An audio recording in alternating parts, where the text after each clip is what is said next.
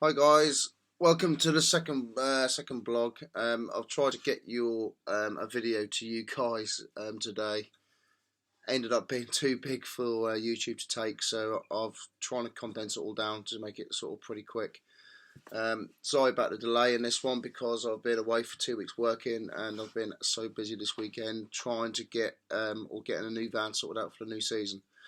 Right, so let's have a quick look at the bait. First of all, I'd like to say I was really surprised by this bait. There's a lot of good bait companies out there at the moment. You know, you've got the main ones, Mainline Sticky are fantastic. I've used them, done really well. But also you've got a lot of Mickey Mouse companies out there, you know, who are rolling in the back of garages and not really doing anything good for the carp. So I've spoken to Dean and the komaya carp lot, and basically they give me a list of all the ingredients that they use in the bait. Really high in protein and really good for the fish. So when I was away, I did got this bait all delivered. As you can see, the whole selection is there pretty much. Now when I was away, I got the missus to do some testing with these pop-ups. Bless her. Basically got her to put these in a glass. So these are the ones I did. They're red, quite a dark red, not fluorescent or anything. Guys put in one of them glasses, and within 6 hours, the whole glass of water was completely red. So really leaking the attractants all the time. And actually, after a week later, it was still buoyant in the glass. So that goes to show how buoyant these baits are. Loads of different ones in the range. But they're all nice colours, really light pop-ups. They're really going to stay afloat for a long time. All different colours. My personal favourite, even though I haven't used them yet, is probably this one here. Real pale yellow ones.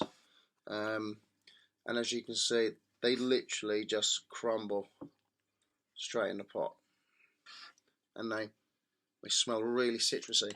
The bait sprays as well, definitely worth looking at. You know, all really good stuff. You know, smells fantastic. Smells really nice. Now, what I would suggest with these stuff is basically glugging them. Basically allowing them to soak in after time and making the enhancement a lot better. Going on to the cured hook baits. Never used anything like this before, so I was quite keen to have a look. Basically, it's like a paste. Pre-soaked in, this one is aniseed, so it's pre-soaked in aniseed liquid. And it absolutely honks. It really stinks. Also do a garlic one as well. So yeah, if you're fishing in silty areas, then that stuff's going to be great, you know, because they're already hydrated, so you don't need to worry about anything else like that.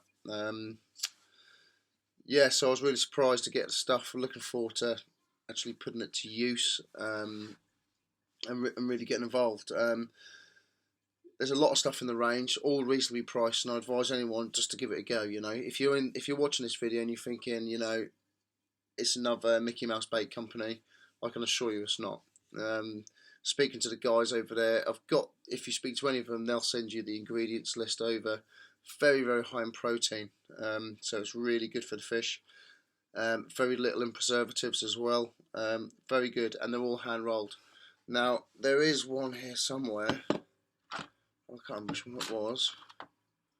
Basically, all the pop-ups come in different sizes. Now, if you look there, yeah, so you've got 20mm. That looks more like a 17mm. You've got a barrel-shaped one right at the top there. So they're all hand-rolled, so it's not done by machine. So there's great care and attention's gone into this stuff. So yeah, I will be updating more about obviously when I use it. I've had a few questions come in. I'm going to quickly go through these because the file will probably be too big to send. Right, first one will be Dave Hamilton, a good mate of mine actually, sent quite a few questions over.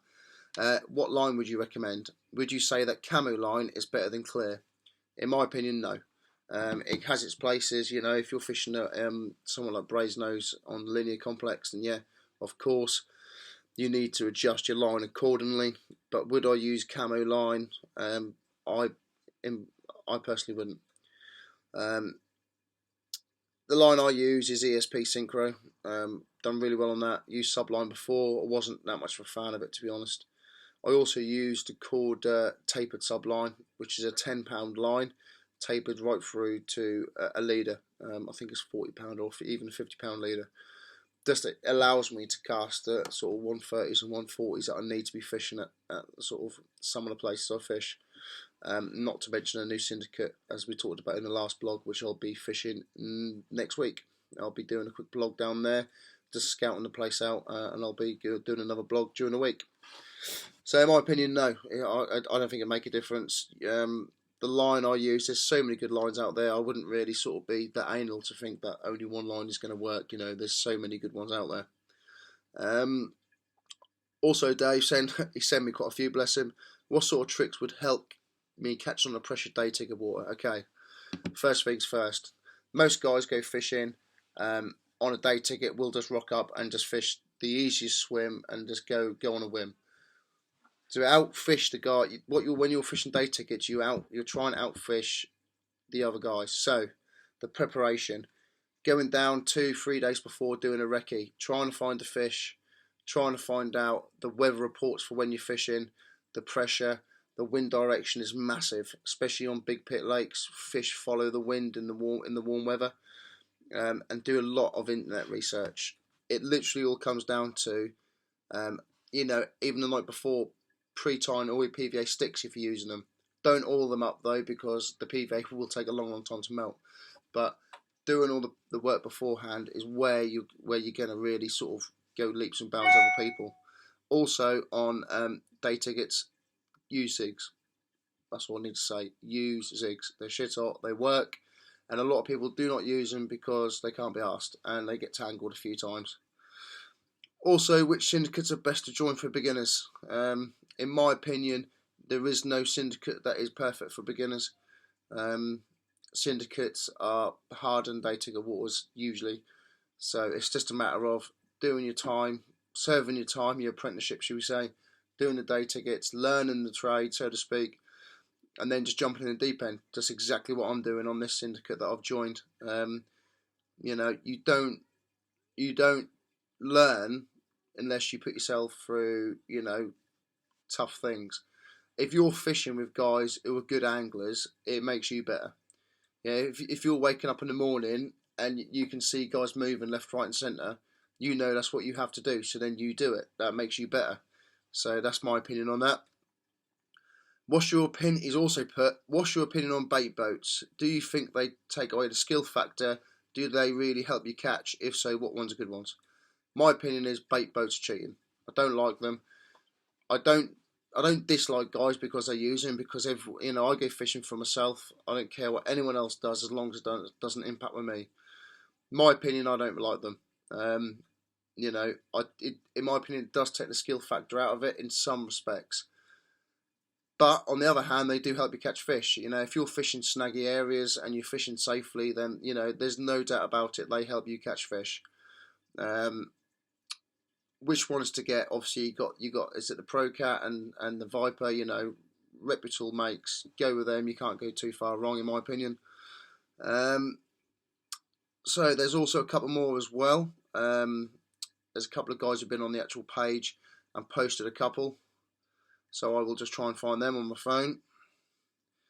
They are here somewhere. Right, okay. So, any tips? This is Daz Taylor. Any tips on Trent View Fishery? It's a pellet water, but looking to do something a little different. Okay, so I don't know really what he means by that. Does he mean it fishes well using pellets, or they can only use pellets and boilies are not allowed? Okay, so I will say that if boilies are allowed, use boilies. There's not a carp in this country or in the world that does not like boilies. They're the best source of nutrition by far than any other bait you can possibly buy. That's as simple as that. Use boilies, use a bit of maize in there, chopped. Don't just put 15, 20 millers in. Put all different 10s, put 15s, 20s, put all different sizes in there. It's going to help you catch a lot more. A little bit of hemp, not too much if you've got silverfish, but just a little bit. Get them grubbing around. If it's a very low stocked venue, you don't want too many small items because it's going to preoccupy the fish. But if it's a really stocked place like Brasenose 2, which I've fished a few times, there's no harm in putting hemp in there at all, because there's that many fish in there that they'll soon get through that and be on the bigger items. Just use boilies. That's my bait. I'm a boilie fisherman. I will use tigers and other stuff. If you are allowed to use nuts on there as well, a tiger nut and boilie combination is deadly, with a little bit of maize in there. Fish 3 rods, all different baits to start off with. 1 pellet, because that is what goes there, so use a pellet, you'd be stupid not to. The other one would be a boilie, and the other one would be a tiger nut. Whatever one goes first, and switch over. That's what I would do in that situation. Alan Brown is the next one. Is there any easy way to measure depth of silt? Right, quickly. There is ways to measure silt. Cast your rod out, feel the drop. If you can feel a drop, you know it's not very deep. If you can't feel the drop, then what you need to do is you wind the lead in to get the line tight on the braid. You have to use braid on a marker rod. You have to use braid. It's imperative, right? You might as well not even be doing it if you're not using braid. Pull the rod back. Okay, you can feel the distinctive things between weed. It will clump up and then pull back. Silt, it will gently pull. The rod will bow over, and then you'll pull it and it will break free. If you feel that like a sludge, then put your rod straight out in front of you, tighten down to lead again, and literally just lift up, and you'll be able to feel it. The rod will bend over, and then all of a sudden it will give way, and then you should be able to feel the depth of that. If you're fishing in them sort of areas, you need to wash out your boilies. It's the best thing you could possibly do. Since I've started doing it in my own fishing, it's worked for me a treat. If you hydrate your boilies with lake water, not tap water, that is a big thing. Do not use tap water.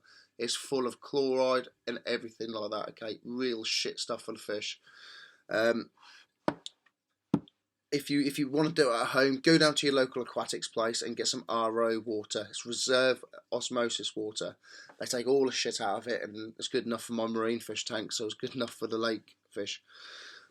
Wash out your boilies. What's going to happen is the boilies is going to soak in all that moisture, and it's not going to allow any of that crappy silt to come in.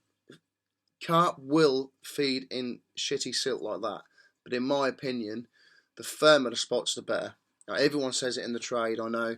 That is the best opinion. If you are going to fish that, you need to be fishing pop-ups, okay? You don't want anything on that bottom, okay? So I would fish real small multi-rigs, about that big, probably about an inch.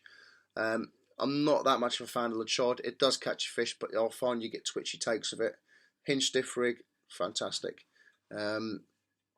Yeah, that's what I'd be doing. So washing out your baits, using pop-ups.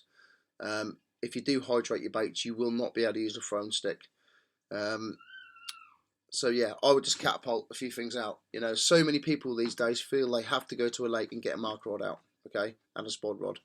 That's absolute bollocks. You don't have to, okay. You just need to read the bottom when you're casting and try and pick the odd fish off. I'm going down to the lake this week, taking the missus for a trolley round there. Just going to do a quick look round, so I'll try and do a couple of little videos for you guys. And I will be just taking a marker rod, and I'm just going to be doing a recce. So I'm just going to be literally casting out, trying to find spots, trying to find fish, ready for when I go fishing, which will now be middle of April. Okay, so I'll get a video over to you hopefully Thursday, Friday-ish. But for now, laters.